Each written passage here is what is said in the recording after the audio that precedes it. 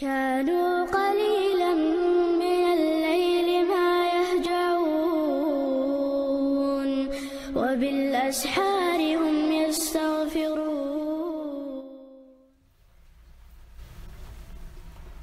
إن الحمد لله نحمده ونستعينه ونستغفره ونعوذ بالله من شرور أنفسنا ومن سيئات أعمالنا. من يهده الله فلا مضل له ومن يضلل فلا هادي له، وأشهد أن لا إله إلا الله وحده لا شريك له، وأشهد أن محمدا عبده ورسوله. اللهم صل على سيدنا محمد وعلى آل سيدنا محمد صلاة وسلاما دائمين متلازمين إلى يوم الدين. أوصيكم عباد الله بتقوى الله وأحثكم وإياي على طاعته وأستفتح بالذي هو خير.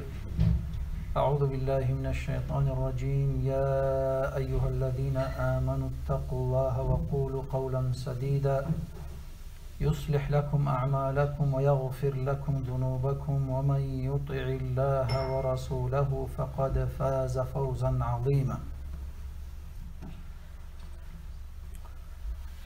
Дорогие братья,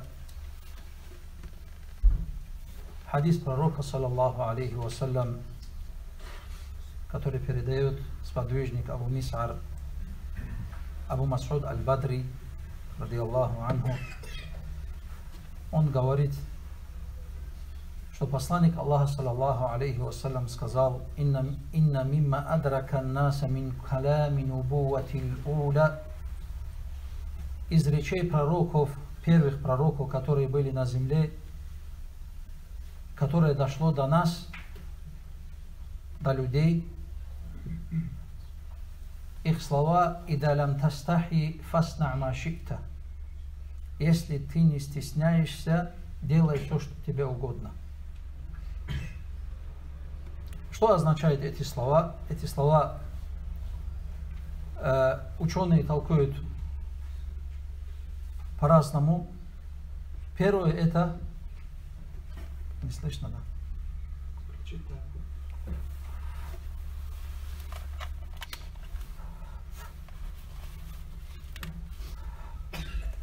Первое это «Ида лам тастахи фасна ма ши'та». Если ты не стесняешься, чтобы тебя люди видели, чтобы тебя Аллах видел, то ты будешь все, что угодно делать. Тебя делать мерзкие вещи, делать грехи, ничего не остановит. Другой смысл: «Ида лам тастахи фасна ма ши'та». Если ты хочешь какое-то дело сделать, благое дело делать, или любое дело делать, ты посмотри, говорит, его последствия. Если не будешь стесняться, когда ты это сделаешь не перед Аллахом, не перед людьми, то сделай, говорит.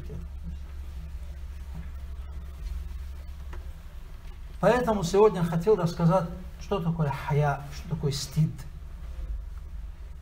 Как нужно стесняться, кого нужно стесняться, какой хороший стыд, какой плохой стыд. Вот. Аль-хая, как и ученые объясняют, инкибаду нафси ан шайин ва тарку хаддара минан лаун. Сдерживание себя от чего-то, каких-то действий, боясь упреков. Это языковой смысл. Ибн Хаджар толкует этот хая.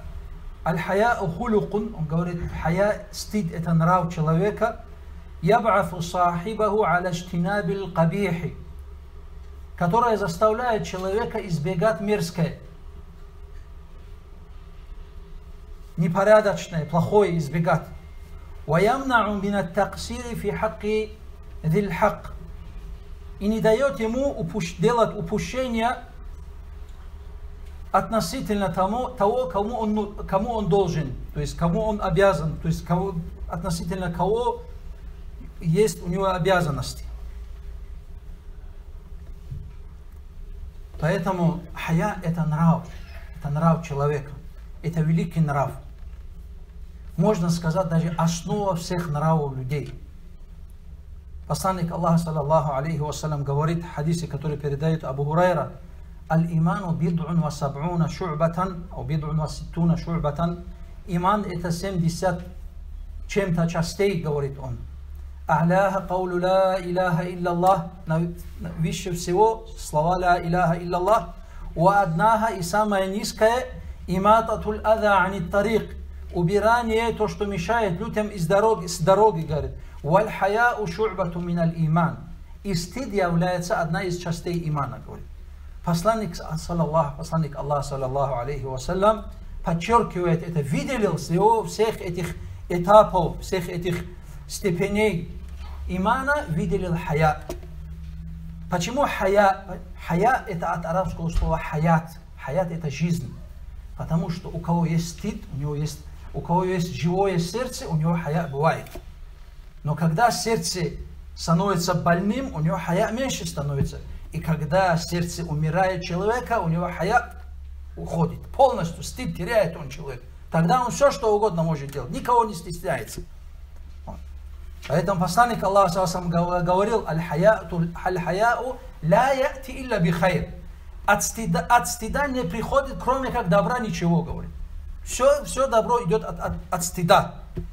Однажды посланник Аллаха видит человека, который наставляет своего брата, говорит: «Ты там стесняешься, ты стеснительный», упрекает его за этот стыд. Он говорит: «Даху», говорит посланник Аллаха, оставь его. «Фа инналь хаяа миналь иман». Воистину хая, стыд, является из имана, говорит. «Аль-хаяу ла я'ти би хайрин илля би хайр», говорит. Аль-хая не приходит, то есть не приносит, кроме как благо, говорит посланник Аллаха, саллаллаху алейхи вассалям. И посланник Аллаха объяснял, как нужно стесняться. Посланник Аллаха в хадисе, который передает Абдулла ибн Мас'уд, говорит: «Истахью мин Аллахи хакка аль-хая». Стесняйтесь Аллаха должным образом, говорит. И сподвижники говорят: «Я Расул Аллах, инна ла настахи вальхамдулиллах». Мы стесняемся, алхамдулиллах, говорит сподвижник. «Фалейса далика», говорит посланник Аллаха, это не тот, говорит. «Лакинна аль-истихья мин Аллах», но стыд перед Аллахом, «ан тахфада раса ва ма ваа», беречь свою голову и то, что там в нем есть, говорит. То есть свои идеи, свои мысли, все это беречь, говорит, от харама. Или же, как сказали ученые, беречь голову и все органы чувств, которые там есть. Что это? Глаза от попадания харам, слух от попадания, от услышания харама, нюх и язык. Все это беречь, стесняться в этом от Аллаха субханаху ва тааля, прежде чем идти на грехи. Стыд перед Аллахом — это беречь свой живот и то, что там есть, говорит, внутри него. То есть есть халаль. Иметь определенные адабы. Иметь определенные адабы в еде. Избегать харам. А также последствия, которые идут от еды.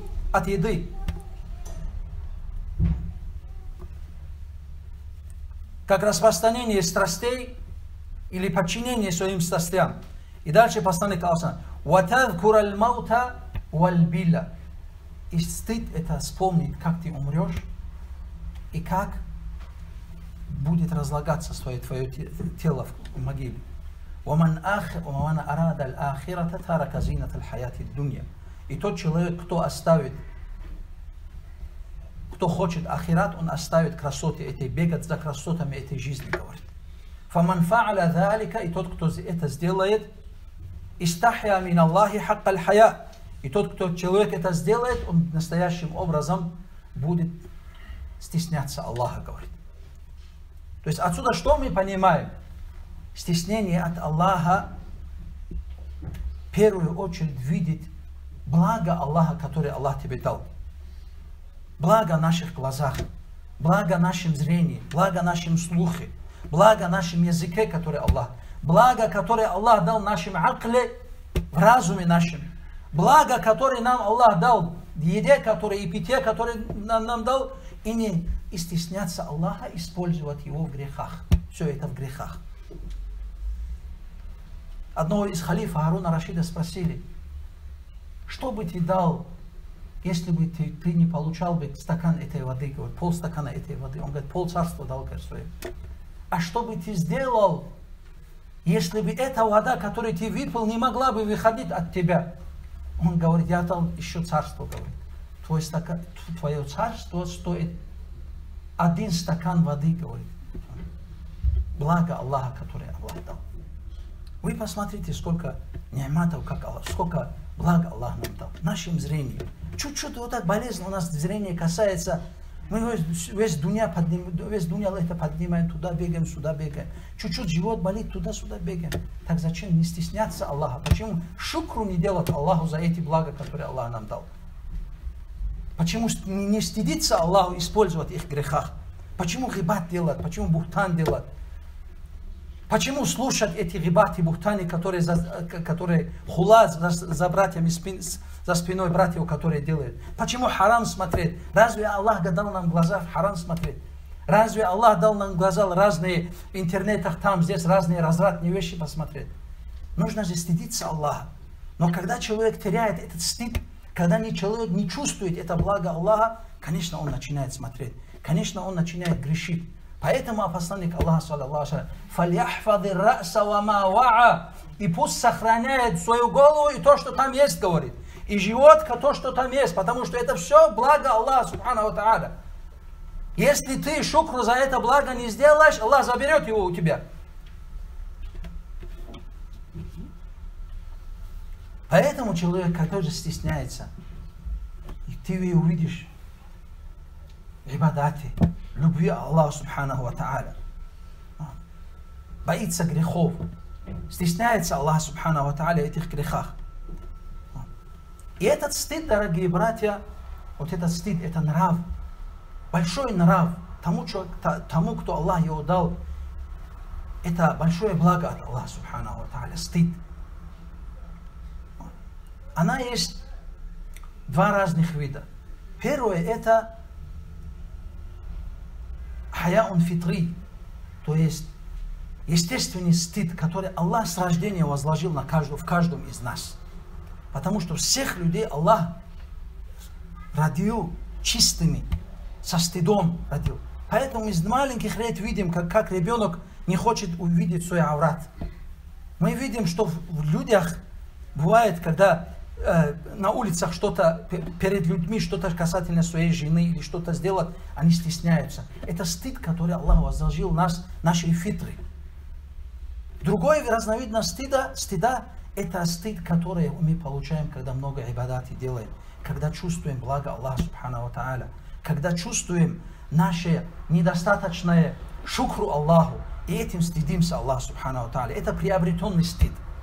Но сегодня, субханаллах, люди до того это в дуне, до того развращен, что люди не то, что приобретенный остался, у людей не осталось даже врожденного стыда. Врожденного стыда. Посмотрите на женщин. Касиятун арият, как сказал посланник Аллаха. Одетые, но раздетые, говорит. Полностью.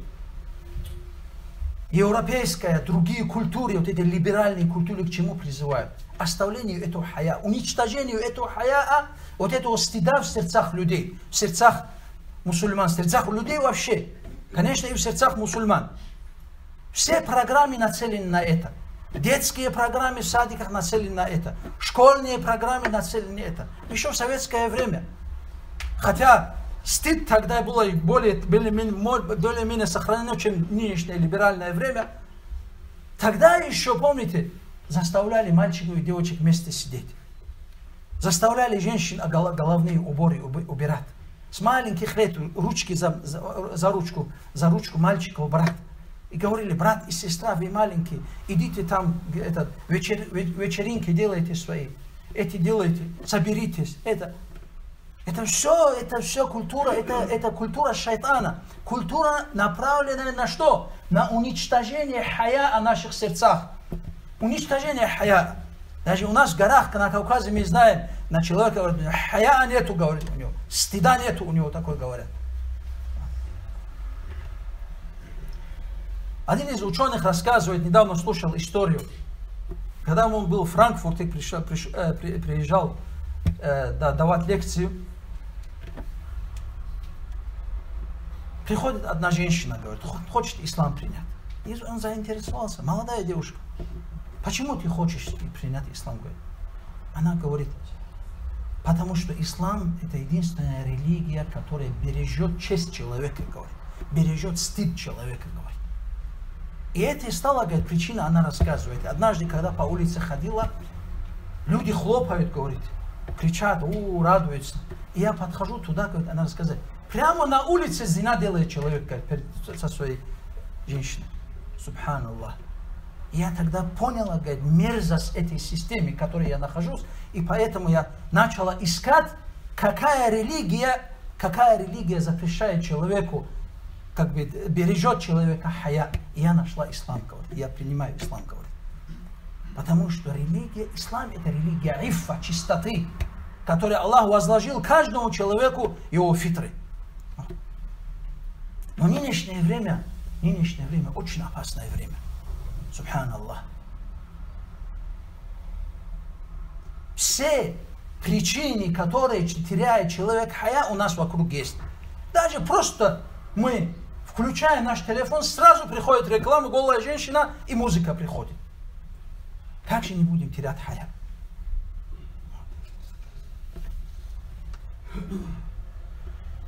Поэтому делать грехи нам стали, как бы легче стали.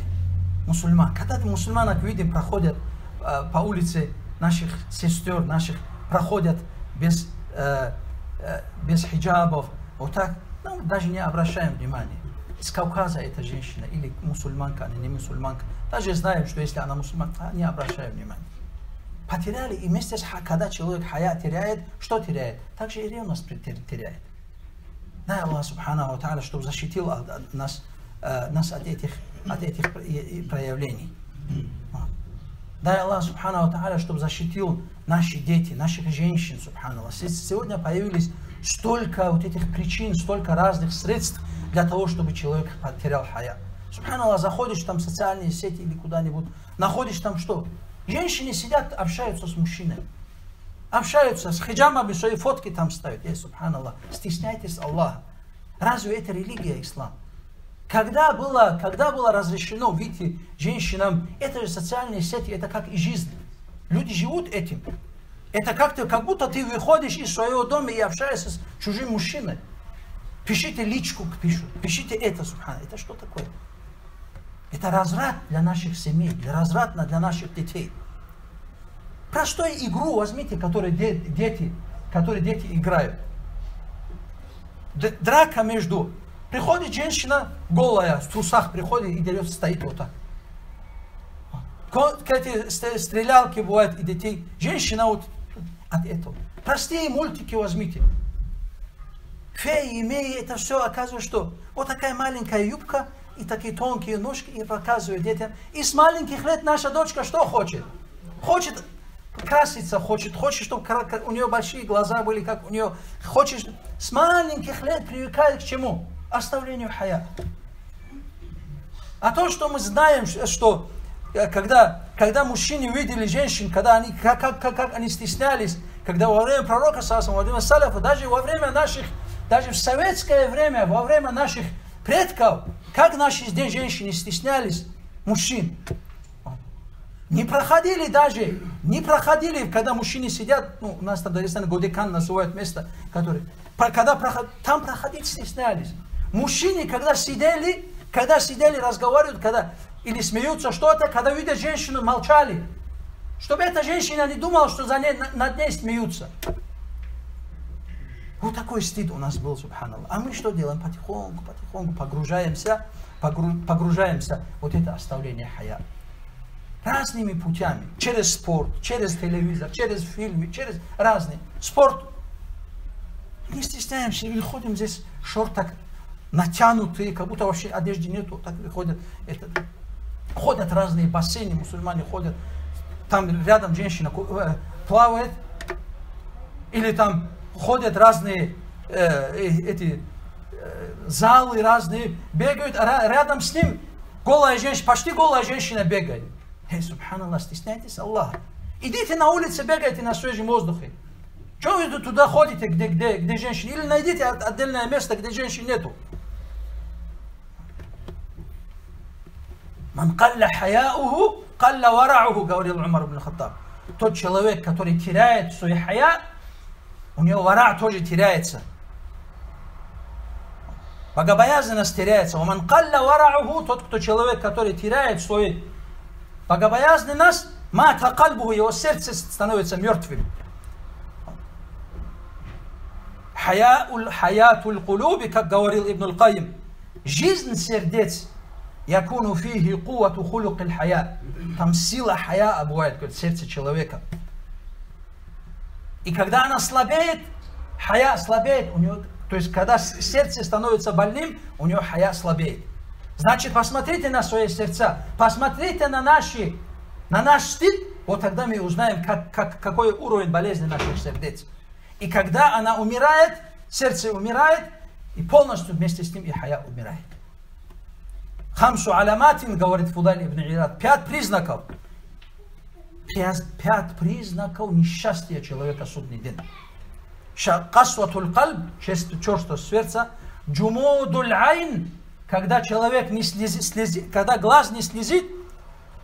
Вакиллатуль хая, потеря стыда. Варругбату фид дунья, беготня за этой дуньей. Ватулюль амаль, длинная надежда на жизнь. Вот это 5 вещей, если у человека будет, значит ему обеспечено несчастье в судный день. Он умрет не на имане.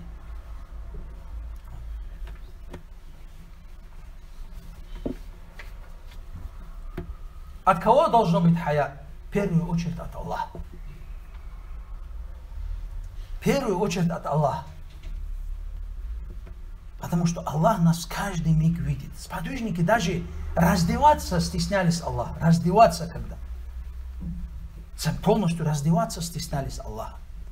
Абу Бакр, ради Аллаху анху, рассказывает, когда туалет шел, он говорит, не мог поднимать свою голову от стыда перед Аллахом субхану ва тааля. Вы представляете, какой муракаба, как они следили за взглядом Аллаха на них. Как Аллах следил за ними, как они следили, какое это у них в сердцах было.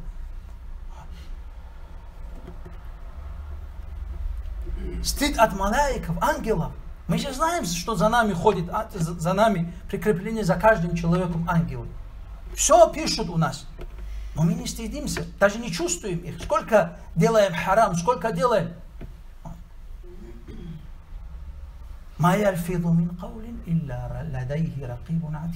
Какое бы слово человек не говорил, рядом с этим словом будет ракиб и атид. 2 ангела, которые записывают. Одни благие, другие плохие. И должно быть стыд от людей, конечно. Тот, кто не стесняется людей, не стесняется Аллаха.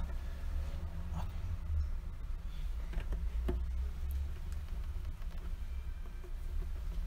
Есть разновидность стыда, которая называют хаджаль.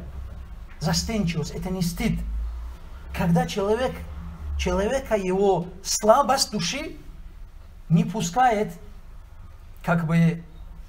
делать благие дела. В первую очередь, искать знания, полезные знания, спрашивать. Когда что-то он не понимает, спрашивать. Когда он что-то спрашивает о религии Аллаха. Стыд. Поэтому ученые говорили, это знание не получат 2 человека. Стесняющийся, застенчивый имеется в виду, валя мутакаббир или высокомерный. Застенчивый не хочет спросить, что подумает? Подумает, наверное, что я такой джахиль, такие простые вещи не знаю. Вот так подумает и не спрашивает. Сидят в своем джахле. Верующий человек не так должен. Он всегда должен, даже простые вещи. Великие ученые не знают простые вещи. Ничего стесняться не надо. Не знаю, говорить, стесняться не надо никому.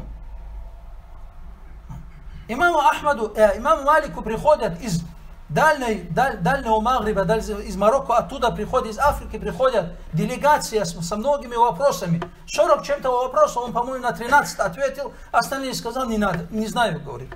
И его спрашивают, а что мы скажем, когда придем к народу? Он говорит, скажите, что имам Малик не узнал. Говорит, что тут такое? Не знаю, говорит он. Идите, спросите других людей, говорит. Поэтому не надо спрашивать, стесняться спрашивать. Надо искать всегда. А также порицается застенчивость, когда ты видишь, что делают грехи. Сказать этим людям, застенчивость сказать этим людям. Это слабость, это не стыд. Это слабость. Когда человек не проявляет нужной храбрости, нужной смелости, которую он должен делать. А также, когда человек стыдится делать то, что Аллах на него возложил. Стесняется, женщина, например, стесняется поставить хиджаб от отца, там, от кого-то, от мнения, от чего-то, от мнения окружающих. Или же там обязательные молитвы делать, или что-то делать, садака давать, или же помочь кому-то. Стесняется человек. Это застенчивость, это слабость, это не стыд.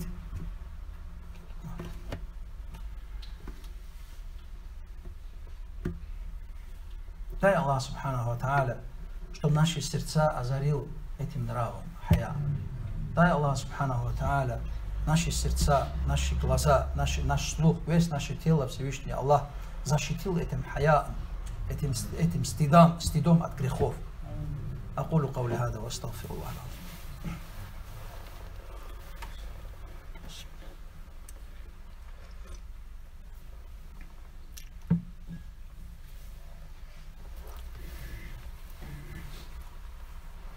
الحمد لله والصلاة والسلام على رسول الله أوصيكم عباد الله بتقوى الله وأحثكم وإياي على طاعته وأستفتح بالذي هو خير. Allah Korani govori: "Laqad kana lakum fi Rasulillahi uswatun hasana." Воистину для вас в пророке Мухаммаде саллаллаху, в посланнике Аллаха является лучший пример для ваших дел.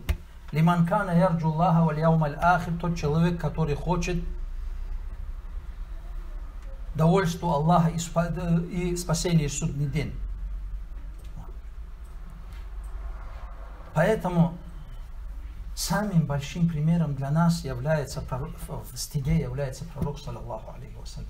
О нем сподвижники рассказывают, что он до того стыдливый человек был, говорит, даже он был стеснительнее молодых девушек, которые еще не вышли замуж, говорит, самые стеснительные люди, которые еще не вышли из дома, даже стесняются выходить из дома, такой был, говорит он.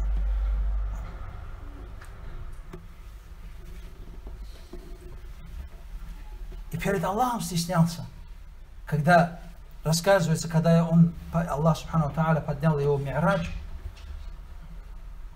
и Аллах возложил на него 50 намазов, он встречает Муса, алейхиссалям, он ему говорит: возвращайся, твоя ума не сможет. И он начал каждый раз возвращаться Аллаху и просить у него, чтобы...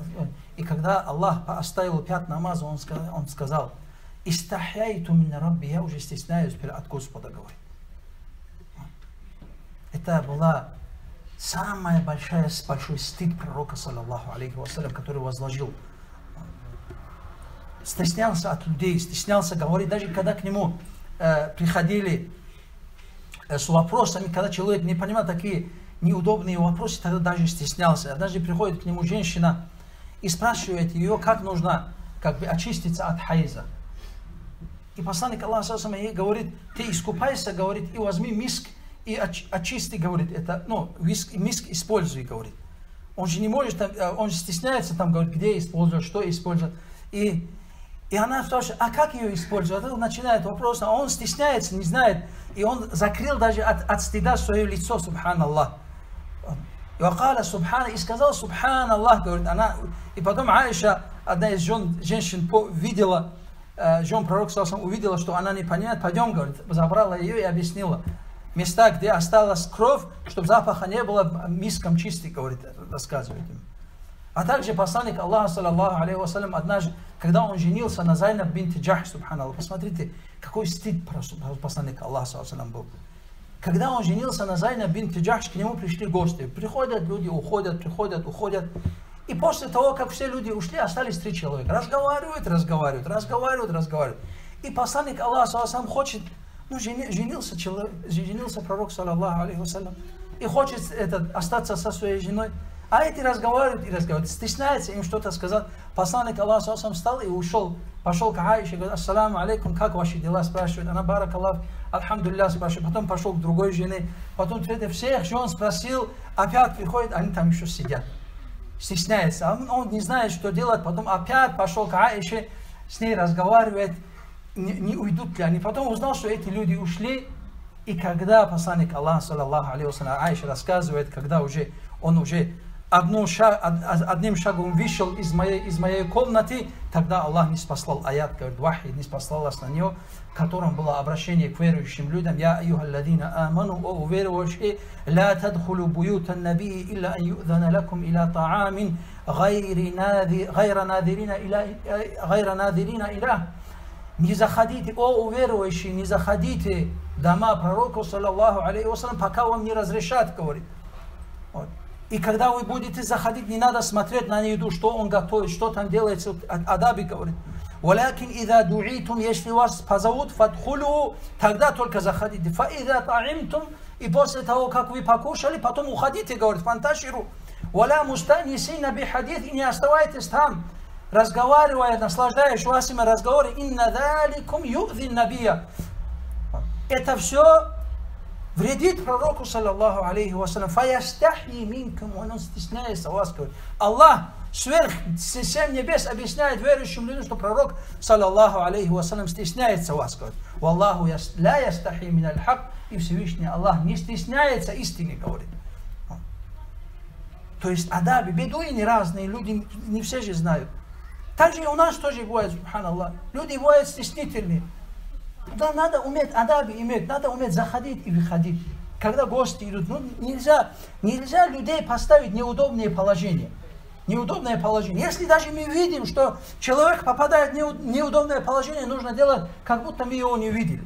Однажды Шурейх Кады Шурейх, известный Кады, судья из табиинов он был, сидит, суд делает, 2 женщины приходят.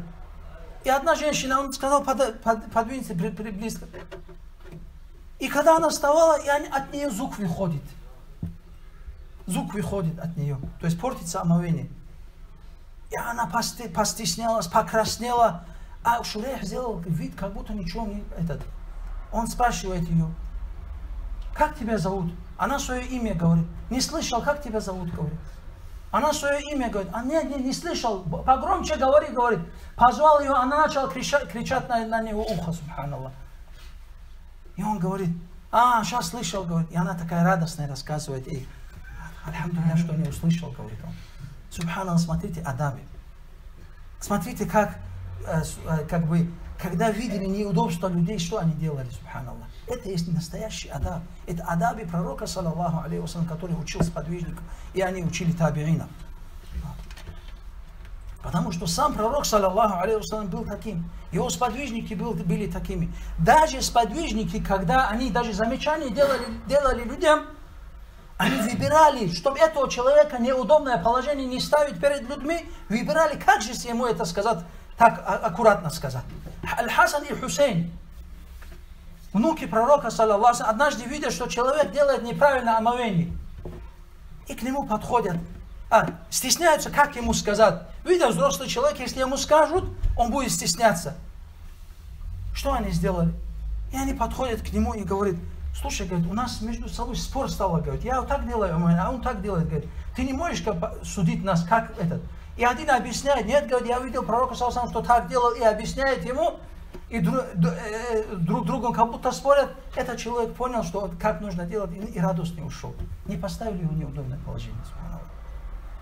И в нашей жизни тоже такое должно быть. Не поставлять удобно, не подвергать людей в неудобное положение. Сделать вид, как будто нету, как будто не слышали, или как будто не видели что-то неудобное, что-то. Стыд пророка сподвижников. Про Уthман ибн Аффана рассказывают, что он был стыдливый, говорит, из-за его стыда перед Аллахом, даже он не раздеваться не мог, говорит он. Стыдился. Поэтому ангелы тоже его стыдились. Однажды пророк, саллаллаху алейхи вассалям, Аиша рассказывает, он лежал, говорит, у меня дома. И его ноги были открыты. Постучали, заходит Абу Бакр, разрешили заходить, говорит. Пророк саллаллаху не двинулся с места. Лежит так. Потом постучал, можно, говорит, войти? Умар, заходите, говорит. Не двинулся с места. Потом постучал, сказали Уthман. Пророк саллаллаху резко встал, закрыл свои ноги, все, аккуратно сел и сказал, позовите его, говорит. И Аиша удивилась, субханаллах. Аиша удивилась, спрашивает, вот они оба, Абу Бакр и Умар, зашли, а почему ты так сделал, когда он зашел, говорит, аля астахи мин раджулин тастахи аль-малаикату мин. Разве я не должен стесняться того человека, от которого стесняются ангелы, говорит. То есть из-за стыда перед Аллахом ангелы от него стеснялись даже. И пророк саллаллаху тоже стеснялся от него. И Аллах стесняется такого человека наказывать, такого человека азаб дать. Как сказал посланник Аллаха, саллаллаху алейхи вассалям, «Инна Аллаха азза ва джалля халимун», воистину Всевышний Аллах мягкий, хайюн, стеснительный, стыдливый, юхиббуль хаяа васситра, любит стыд и закрывать недостатки людей, говорит. فإذا اغتسل أحدكم فليستتر. Когда вы купаетесь, закройте, говорит, себя.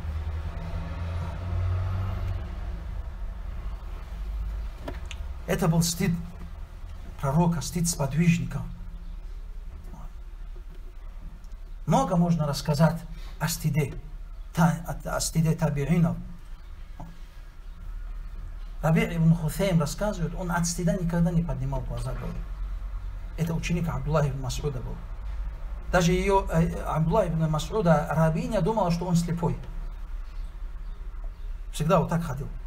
От стыда перед Аллахом. От стыда, что попадет глаз куда-нибудь. Дай Аллах субханаху ва та'аля нам стыда всем. Дай Аллах субханаху ва та'аля нашим детям стыд. И коротко скажу, как приобретается стыд. В первую очередь, стыд, мы должны знать, дорогие братья, что это фитра, что это первозданное творение Аллаха в наших сердцах. То есть Аллах нас сотворил на стыде. Но что испортило наши сердца? Испортили грехи, испортило общество, испортило вот это все окружающее. И чем можно приобрести этот стыд?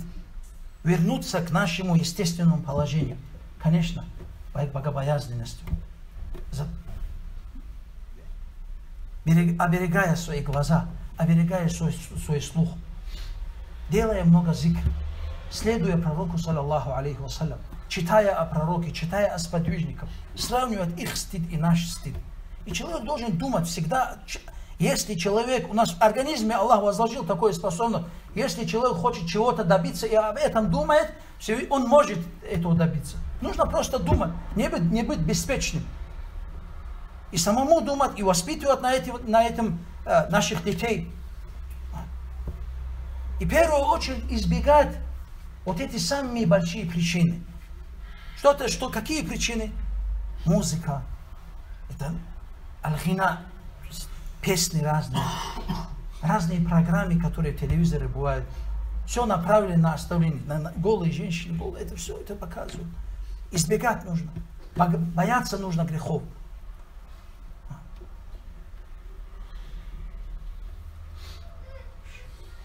«Изалям тастахи, фасна машита». Вот это наш лозунг. Если ты не стесняешься, делай все, что угодно. Тебя ничто не остановит. Дай Аллах, субхану та'аля, чтобы исправил положение наших сердец, наших детей, нашей мусульманской уммы. Дай Аллах, субхану та'аля, исправил положение тех людей, которые находятся в трудных положениях, в заключениях.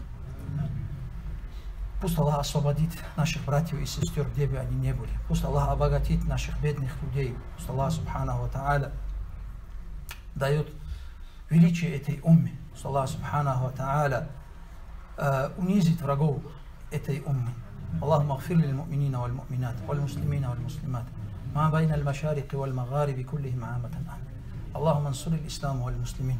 Allahumma ansur man nasara ad-din, wa akhdhul man khadhala ad-din. وانصرنا وانصر المسلمين على القوم الكافرين اللهم من أراد بالإسلام والمسلمين خيرا فوفقه لكل خير، ومن أراد بهم شرا فخذه أخذ عزيز مقتدر، يا قيوم السماوات والأرض يا رب العالمين. اللهم أعز الإسلام والمسلمين وأذل الشرك والمشركين. اللهم انصر إخواننا المستضعفين في الشام، اللهم انصر إخواننا المستضعفين في فلسطين، اللهم انصر إخواننا المستضعفين في مشارق الأرض ومغاربها يا رب العالمين. أعوذ بالله من الشيطان الرجيم. إن الله وملائكته يصلون على النبي يا أيها الذين آمنوا صلوا عليه وسلموا تسليما. اللهم صل على محمد وعلى آل محمد كما صليت على إبراهيم وعلى آل إبراهيم، وبارك على محمد وعلى آل محمد كما باركت على إبراهيم.